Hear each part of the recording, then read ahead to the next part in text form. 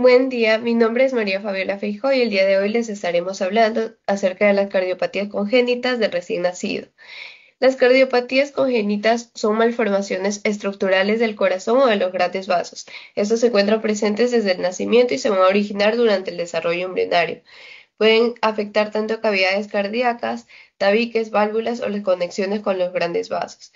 Desde su punto de vista epidemiológico, son malformaciones congénitas más frecuentes, con una incidencia aproximada de 8 a 10 por cada 1000 nacidos vivos, y representan una causa importante de morbilidad y mortalidad infantil, especialmente en su periodo neonatal gracias a los avances en el diagnóstico prenatal ha hecho que la ecocardiografía y los tratamientos actuales de supervivencia de estos pacientes haya mejorado de forma muy significativa. Ahora les voy a hablar acerca de lo que son las cardiopatías congénitas críticas del recién nacido. Estas se producen por un compromiso hemodinámico grave en los primeros días de vida y requieren un diagnóstico y tratamiento urgente. Muchas de ellas son dependientes del conducto arterioso y su cierre puede provocar hipoxemia, choque o insuficiencia cardíaca. Entre sus manifestaciones se encuentran cianosis, disnea y mala perfusión, por lo que el tamizaje neonatal con oximetría de pulso es muy fundamental. En su importancia clínica es importante destacar que no todas las cardiopatías congénitas son críticas, pueden ser algunas leves o asintomáticas, mientras que otras requieren una intervención inmediata. Reconocer esta diferencia nos va a permitir orientar el diagnóstico, el tratamiento oportuno y mejorar el pronóstico de los pacientes. Ahora les voy a hablar acerca de lo que es la comunicación interauricular. Esa comunicación interauricular o CIA es una cardiopatía congénita en la que existe un defecto en el tabique que separa ambas aurículas, permitiendo así el paso anormal de sangre desde la aurícula izquierda hacia la derecha, lo que genera un cortocircuito o shunt de izquierda a derecha. En su morfología existen cuatro tipos principales de comunicación interauricular. El tipo ostium secundum es el más frecuente y se produce por un desarrollo anormal del tabique interauricular. En algunos casos puede asociarse a drenaje venoso pulmonar anómalo. El tipo ostium premium se relaciona con defectos del canal aurículo-ventricular y suele estudiarse junto a esas cardiopatías. Los defectos del seno venoso pueden comprometer lo que es la vena cava superior o inferior y casi siempre se asocian a drenaje venoso pulmonar anómalo, especialmente del lado derecho. Por último, el defecto del seno coronario es poco frecuente y permite la comunicación entre ambas aurículas a través del seno coronario. En su fisiopatología, en todas las CIAs, el grado de cortocircuito de izquierda a derecha depende principalmente del tamaño del defecto y la distensibilidad de los ventrículos. Las condiciones que aumentan la presión en la aurícula izquierda o disminuyen la distensibilidad del ventrículo izquierdo intensifican lo que es el cortocircuito. En etapas avanzadas, si aumenta la presión del corazón derecho, el flujo puede invertirse generando así un shunt derecha-izquierda y cianosis. En su evolución natural, durante la infancia, la mayoría de los pacientes con CIA son asintomáticos. Sin embargo, las comunicaciones grandes pueden provocar lo que es insuficiencia cardíaca y retraso del crecimiento en los lactantes. Si no se corrige en la adolescencia o adultez, pueden aparecer disnea de esfuerzo, intolerancia al ejercicio, arritmias auriculares e insuficiencia cardíaca derecha, además del riesgo de embolias paradójicas que pueden manifestarse como accidentes cerebrovasculares. En sus manifestaciones clínicas, el signo auscultatorio más característico es el desdoblamiento amplio y fijo del segundo ruido cardíaco. También puede auscultarse un soplo sistólico de eyección o un retumbo mesodiastólico por aumento del flujo tricuspidio y en casos avanzados un soplo de insuficiencia tricuspidia. En sus métodos diagnósticos, el ECG puede mostrar el eje derecho y el bloqueo de rama derecha. La radiografía de tórax suele evidenciar lo que es cardiomegalia y aumento del flujo pulmonar. La ecocardiografía es el método diagnóstico de elección ya que permite identificar el tipo de CIA, medir el tamaño del defecto y evaluar lo que es la sobrecarga del ventrículo derecho. Y por último, en su tratamiento, las comunicaciones interauriculares hemodinámicas significativas deben cerrarse. En los defectos tipo ostium secundum, el tratamiento de elección es el cierre percutáneo con dispositivos oclusivos, mientras que la cirugía se reserva para aquellos defectos que no son aptos para cierre percutáneo. Hola, buenos días. Mi nombre es Alejandra Jaramillo y el día de hoy voy a hablar acerca de la comunicación interventricular. Vamos a tener que esta de aquí es una cardiopatía congénita que se caracteriza por la presencia de un defecto estructural en el tabique interventricular, estructura anatómica que separa el ventrículo izquierdo del ventrículo derecho. Este defecto permite una comunicación directa entre ambas cavidades ventriculares, alterando el flujo sanguíneo normal dentro del corazón. Desde el punto de vista cardiológico, la comunicación interventricular es una de las cardiopatías congénitas más frecuentes y de mayor relevancia clínica, debido a que genera un cortocircuito sanguíneo patológico que modifica la hemodinamia cardíaca normal. La gravedad de esta alteración depende de los factores como el tamaño del defecto, la localización anatómica y la resistencia vascular pulmonar, lo que explica la amplia variabilidad clínica observada en los pacientes. En la fisiopatología vamos a tener que en condiciones normales el ventrículo izquierdo trabaja a una presión considerablemente mayor que el ventrículo derecho, ya que es el encargado de impulsar la sangre hacia la circulación sistémica en la comunicación interventricular.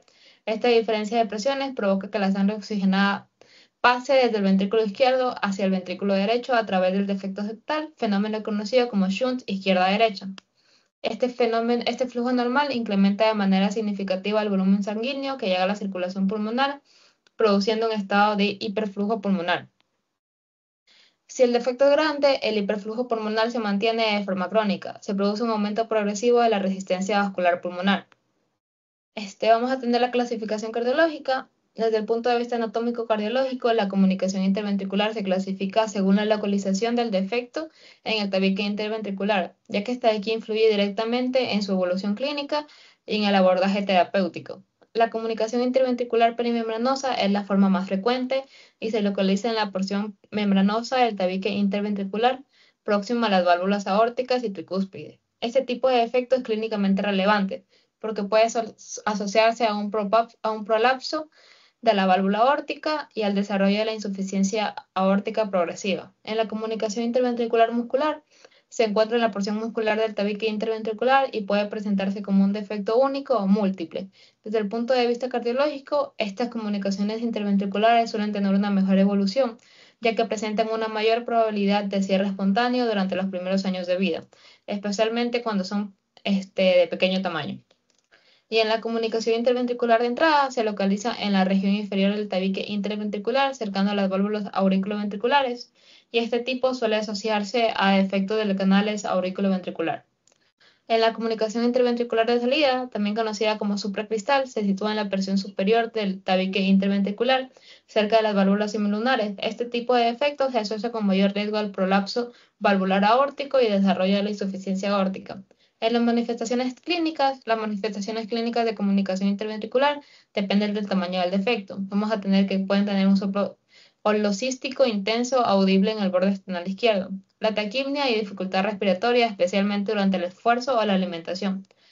Vamos a tener dificultad para la alimentación en lactantes con tomas prolongadas, la sudoración excesiva y fatiga, retraso del crecimiento y la baja de peso, signos de insuficiencia cardíaca en defectos moderados o grandes. Es importante destacar que la intensidad del soplo no siempre se correlaciona con la gravedad del defecto, ya que en comunicaciones interventriculares pequeñas puede producir unos soplos intensos. El diagnóstico cardiológico, vamos a tener que el ecocardiograma doble es el método diagnóstico de elección, ya que permite visualizar de forma directa el defecto septal, medir su tamaño, evaluar la dirección y la magnitud del shunt, estimar la presión pulmonar. El electrocardiograma puede mostrar signos de sobrecarga ventricular izquierda o biventricular, dependiendo de la repercusión hemodinámica, y la radiografía de tórax puede evidenciar cardiomegalia y aumento de la vascularización pulmonar. El tratamiento, vamos a tener que el tratamiento terapéutico va a ser dependiendo del tamaño del shunt. En la comunicación interventricular pequeña va a ser un manejo conservador de observación clínica y seguimiento periódico debido a la alta probabilidad de cierre espontáneo. En el tratamiento médico va a ser el uso de diuréticos, inhibidores de la enzima ECA y medidas para el control de la insuficiencia cardíaca. Y en el cierre del defecto vamos a tener que aquí va a ser un tratamiento quirúrgico o de percusión en comunicación interventricular pequeñas o moderadas, o en grandes repercusiones hemodinámicas significativas. Y el seguimiento a largo plazo vamos a hacer que un control cardiológico continuo para prevenir complicaciones como hipertensión pulmonar e insuficiencia valvular. Gracias. Soy Amy Burneo y voy a hablar sobre la coartación de la aorta.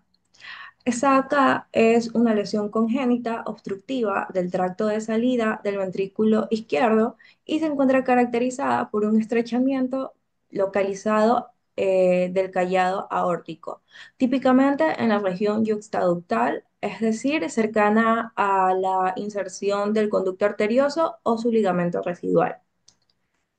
En la fisiopatología tenemos que la coartación de la aorta produce una obstrucción fija del flujo sistémico, lo que ocasiona una distribución desigual de las presiones arteriales. Tenemos proximal a la coartación, que esta acá se produce por un aumento significativo de la presión arterial, afectando la cabeza, cuello y extremidades superiores. Y la distal de la obstrucción, que está acá, en esta acá existe una reducción del flujo y de la presión arterial, comprometiendo la perfusión de las extremidades inferiores y de los órganos abdominales. Esto acá genera una sobrecarga crónica de presión del ventrículo izquierdo y posterior a esto una hipertrofia concéntrica. Y con el tiempo esta acá se adapta y puede evolucionar a una disfunción ventricular.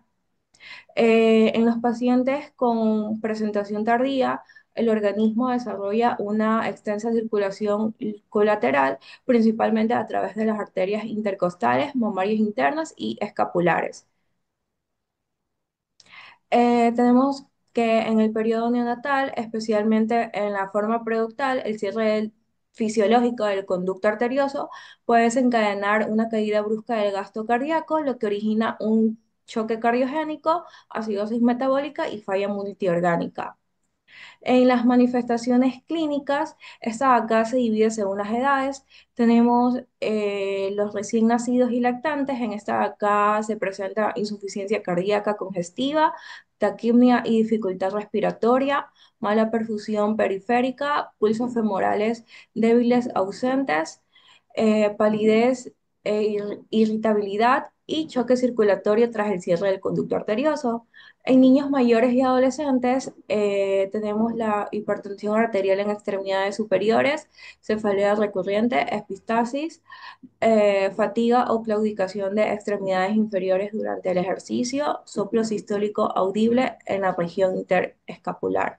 Y en los adultos presentan hipertensión arterial persistente o resistente al tratamiento, diferencia marcada de presión arterial entre brazos y piernas, retraso radiofemoral, soplo secundario a circulación colateral y mayor riesgo de complicaciones cardiovasculares prematuras.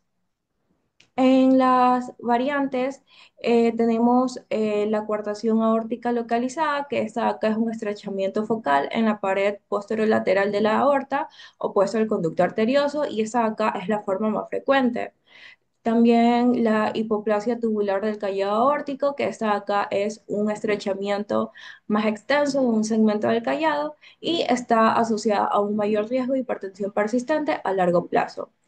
Y por último tenemos la interrupción del callado aórtico, que esta acá es la forma más grave y con discontinuidad completa del arco aórtico. Esas acá también se describen como forma preductal infantil o forma postductal, que es la del adulto. En el electrocardiograma tenemos que en recién nacidos se puede observar sobrecarga del ventrículo derecho en casos graves. En niños mayores y adultos presentan hipertrofia ventricular izquierda, alteraciones de repolarización y el eje eléctrico desviado a la izquierda. Y por último tenemos la radiografía de tórax, que en esta acá tenemos el signo del 3 en el contorno aórtico por la dilatación pre y postestenótica, las escotaduras costales secundarias a la dilatación de las arterias intercostales, también cardiomegalia variable y evidencia indirecta de circulación colateral. Gracias. Soy Elinson Hidalgo. Hoy voy a explicar la persistencia del conducto arterioso, que es una cardiopatía congénita no cianótica, que es considerada así al inicio porque el flujo anormal va desde la circulación sistémica hacia la pulmonar. Es decir, existe un cortocircuito de izquierda a derecha, por lo que inicialmente no hay una disminución en la oxigenación sistémica. Durante la vía fetal existe una estructura que es el conducto arterioso, que actúa como un puente entre lo que es la aorta y la arteria pulmonar. Este puente es fundamental porque en el feto los pulmones aún no participan en la oxigenación. Al nacer, este conducto debe cerrarse primero de manera funcional por medio de la vasoconstricción y luego de manera anatómica mediante la fibrosis. Si este cierre no ocurre, el conducto permanece abierto y ahí es donde se da la persistencia del conducto arterioso. Desde el punto de vista hemodinámico, como la presión de la aorta es mayor que en la arteria pulmonar, la sangre ya oxigenada se desvía hacia lo que es la circulación pulmonar, generando el cortocircuito de izquierda a derecha. Esto provoca un aumento del flujo pulmonar y esa sangre retorna nuevamente al corazón izquierdo, lo que produce una sobrecarga de volumen del ventrículo izquierdo que puede dilatarse y hacer que haya un trabajo más de lo normal, especialmente cuando el conducto ya está de un tamaño moderado o grande. Si este hiperflujo pulmonar se mantiene en el tiempo, la vasculatura pulmonar se daña progresivamente, aumentando así su resistencia y aparece lo que es la hipertensión pulmonar. En fases ya avanzadas, el cortocircuito puede disminuir o invertirse, desarrollando lo que es la fisiología de Enzi-Meyer, lo cual se asocia con hipoxemia o cianosis diferencial, que suele ser más evidente en lo que son las extremidades inferiores. En cuanto a las manifestaciones clínicas, no todos los pacientes van a ser iguales, ya que va a depender mucho del tamaño del conducto arterioso persistente. Por ejemplo, en conductos pequeños suelen ser asintomáticos y el hallazgo clínico más importante aquí es el soplo continuo que se produce porque el gradiente de presión en la aorta y la arteria pulmonar se mantiene tanto en la sístole como en la diástole. eh, y este soplo se ausculta mejor en lo que es el primer y segundo espacio intercostal izquierdo. Ahora, en un conducto arterial persistente ya moderado, pueden aparecer síntomas como disnea, palpitaciones, cansancio. Y ya en fases en donde ya existe una hipertensión pulmonar, el componente diastólico del soplo puede disminuir o desaparecer. En casos ya avanzados como en Meyer, el soplo continuo puede desaparecer por completo y predomina ya los signos ya antes mencionados, que son hipoxia y cianosis diferencial. En variantes tenemos según la magnitud del cortocircuito, que es la relación del flujo pulmonar, y el sistémico tenemos el silencioso, reducido, moderado, extenso y de Enzi-Meyer. En cuanto a las anatómicas, que esto es según la morfología, que esto se usa que se utiliza cuando se piensa en un cierre prematuro de este conducto y tenemos que se clasifica en tipo A, que es cónico, tipo B, ventana, tipo C, tubular, tipo D, complejo, tipo E, elongado. De ahí tenemos lo que es el EKG, que este es muy útil porque refleja la magnitud del cortocircuito en los conductos pequeños. Por ejemplo, en conductos ya pequeños va a haber un encaje normal, pero en conductos moderados, por la sobrecarga de volumen del ventrículo izquierdo, puede manifestarse en ondas P altas y divididas, ondas Q profundas, ondas R altas, ondas T picudas en derivaciones como B5 y B6 y un conducto amplio va a presentar signos de hipertrofia ventricular derecha. Ahora, en relación con la radiografía de tórax, los conductos pequeños suelen ser normales, en conductos moderados se observa una cardiomegalia y ya en conductos más amplios puede aparecer el patrón radiológico en Symeille asociados con hipertensión pulmonar avanzada. Y en adultos mayores puede observarse una calcificación del conducto arterioso, lo que sugiere una lesión de larga evolución. Hola, soy Alejandra González y les voy a hablar respecto a lo que es la tetralogía de Fallot. Es la cardiopatía congénita cianótica más frecuente en la infancia. Es una enfermedad presente desde el nacimiento en la que la sangre no se oxigena adecuadamente, lo que va a provocar cianosis, es decir, una coloración azulada en la piel y las mucosas. Tengamos en cuenta que esta cardiopatía se va a caracterizar por la presencia de 4 alteraciones anatómicas principales. Como primera alteración anatómica tenemos lo que es la estenosis pulmonar, que esto generalmente se va a encontrar lo que es un a nivel infundibular, que va a dificultar el paso de la sangre desde el ventrículo derecho hacia la arteria pulmonar. Como segunda tenemos lo que es la comunicación interventricular, que este es un defecto amplio entre ambos ventrículos y permite la mezcla de sangre. En tercera tenemos el cabalgamiento de la aorta, que se sitúa sobre la comunicación interventricular y va a recibir sangre de ambos ventrículos. En cuarta tenemos lo que es la hipertrofia del ventrículo derecho, que esta se va a desarrollar como consecuencia del esfuerzo adicional para vencer lo que sería la obstrucción pulmonar. Siguiendo con su fisiopatología, tengamos en cuenta que puede llegar a cumplir lo que es un ciclo en 5 pasos, por así decirlo. En principal tenemos lo que es la estenosis pulmonar. Como he mencionado anteriormente, esta va a ser la obstrucción en la salida del ventrículo derecho hacia la arteria pulmonar. ¿Qué pasa? Que esta obstrucción va a provocar que poca sangre llegue a los pulmones, por tanto se va a reducir el intercambio de oxígeno, siendo esta la base del problema. ¿Por qué? Porque desde el inicio la sangre está saliendo con bajo nivel de oxigenación. En segundo tenemos el aumento de la presión e hipertrofia del ventrículo derecho. Como la salida está limitada, el ventrículo derecho tiene que hacer cada vez más fuerza para poder intentar bombear la sangre. Esto va a generar el aumento de la presión interna y con el tiempo el ventrículo derecho se va a hipertrofiar, que va a significar que su músculo se hace más grueso. Y aquí ya tenemos lo que es una cámara cardíaca que está funcionando a presión anormal y de manera poco eficiente. Como tercero tenemos la comunicación interventricular y el shunt de derecha a izquierda. En este paso, pues tengamos en cuenta que va a ocurrir por la comunicación interventricular, que como conocemos es un orificio entre ambos ventrículos. ¿Qué pasa? Que debido a que la presión ventricular de derecha es más alta que la izquierda, la sangre circula en el sentido contrario al normal, es decir, derecha-izquierda. Esto se lo denomina como cortocircuito derecha-izquierda y es un punto clave para entender por qué esta cardiopatía es cianótica. Como cuarto punto tenemos lo que es la aorta cabalgante. Lo que quiere decir es que esta va a estar ubicada justo encima de esta comunicación interventricular y va a recibir tanto sangre del ventrículo derecho como del izquierdo. A consecuencia, la sangre desoxigenada entra directamente a la circulación sistémica sin haber pasado antes por los pulmones. Y como quinto y último paso, pues tenemos lo que es la cianosis, que es el final de este proceso, el cual tengamos en cuenta que el cuerpo va a recibir sangre con poco oxígeno y eso se manifiesta clínicamente como cianosis. Como ya mencionado anteriormente, es la coloración azulada de la piel, labios y uñas. Y esta es la razón por la cual los niños con tetralogía de Fallot llegan a tener episodios de crisis hipoxémicas, especialmente cuando ellos lloran o hacen esfuerzos. Y simultáneamente o de manera automática ellos van a adoptar lo que es una posición en cuclillas para poder intentar compensarlo.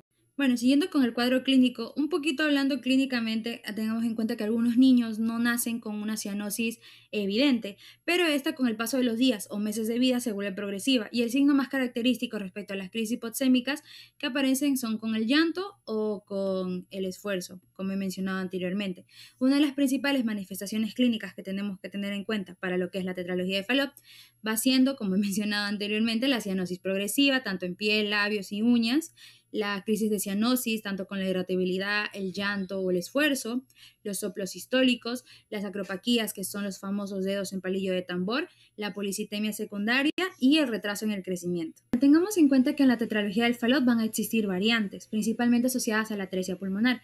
En estas variantes el flujo de sangre hacia los pulmones está severamente disminuido o ausente, por lo que la irrigación pulmonar depende del conducto arterioso o de las colaterales aortopulmonares. Tengamos en cuenta que mientras mayor es la alteración en la anatomía pulmonar, mayor es la complejidad clínica y quirúrgica del paciente. Entre estas variantes tenemos la atresia valvular pulmonar, la atresia infundibular y valvular, la ausencia del tronco pulmonar, las ramas pulmonares no confluentes, la ausencia de una rama pulmonar y las colaterales aortopulmonares. Por último, tenemos lo que son las pruebas diagnósticas principales. Tenemos lo que es la radiografía de tórax, que los puntos principales que vamos a visualizar En esta, que aparte se encuentra en la imagen, va a ser el corazón en bota o sueco, que es una elevación de la punta del ventrículo derecho por la hipertrofia. El signo de hachazo pulmonar, que es una depresión del borde donde debería observarse el tronco pulmonar. El hipoflujo pulmonar, que es la pobre vascularización pulmonar por disminución del flujo. También vamos a tener el EKG, que se va a ver la sobrecarga y crecimiento del ventrículo derecho, el eje eléctrico desviado hacia la derecha y puede haber bloqueo de la rama derecha. Tengamos en cuenta que mediante el EKG observamos la adaptación del corazón a la obstrucción crónica. Gracias. Hola, mi nombre es Michelle García y yo voy a hablar sobre la malformación o anomalía de Einstein, una cardiopatía congénita poco frecuente que afecta principalmente a la válvula tricúspide y a las cavidades derechas del corazón. Como su fisiopatología, la anomalía de Einstein se caracteriza por una implantación anómala de la válvula tricúspide que se encuentra desplazada hacia el ventrículo derecho. Esto provoca que una parte del ventrículo derecho quede funcionalmente incorporada a la aurícula derecha, produciendo una auriculación del ventrículo derecho. Como consecuencia, se genera una dilatación de la aurícula derecha, alteración del llenado ventricular y en muchos casos una insuficiencia tricúspidea, lo que favorece la disminución del flujo pulmonar y la aparición de cianosis. Ahora, como su cuadro clínico, el cuadro clínico es variable y depende de la severidad de la malformación. Puede presentarse desde el periodo neonatal hasta la edad adulta. Sus principales signos y síntomas incluyen cianosis, disnea, fatiga, intolerancia al ejercicio, palpitaciones, especialmente cuando se asocia a arritmias. En casos más severos puede aparecer insuficiencias cardíacas derechas. Ahora, con respecto a sus variantes, la anomalía de Einstein presenta un amplio espectro de gravedad, desde las formas leves con pocos síntomas hasta formas severas con un compromiso hemodinámico importantes. Esta variabilidad explica por qué algunos pacientes se diagnostican en la infancia y otros permanecen asintomáticos hasta la edad adulta. Bueno, ahora les voy a hablar sobre sus pruebas diagnósticas principales. Tenemos EKG y tenemos RX de tórax. Con respecto al electrocardiograma, en el electrocardiograma es frecuente encontrar datos de crecimientos de la aurícula derecha, alteraciones de la conducción, arritmias supraventriculares. Un hallazgo importante es su asociación con el síndrome de Wolff-Parkinson-White, lo que explica la presencia de taquiarritmia en los pacientes. Con respecto a la radiografía de tórax, en la radiografía de tórax puede observarse una cardiomegalia, principalmente espexada a la aurícula derecha, disminución del flujo pulmonar en algunos casos y un hallazgo que dependen a la gravedad de la malformación. En conclusión, la anomalía de Einstein es una cardiopatía congénita que afecta a la válvula tricúspide. Ahora les voy a hablar sobre las conclusiones generales de todo el grupo. Las cardiopatías congénitas estudiadas comparten alteración hemodinámica donde los cortocircuitos cardíacos generan una sobrecarga del corazón, de la circulación pulmonar, pudiendo evitar o evolucionar una hipertensión pulmonar y un síndrome de Ensmer, que no se trata a tiempo. La severidad clínica depende principalmente del tamaño del efecto y de la magnitud del shunt, ya que las lesiones pequeñas pueden ser asintomáticas, mientras que las moderadas a grandes producen síntomas, insuficiencias cardíacas y deterioro progresivo.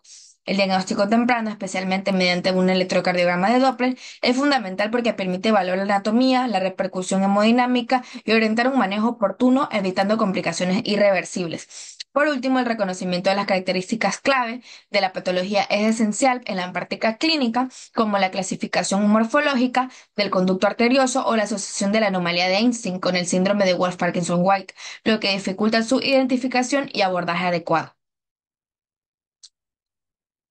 Gracias.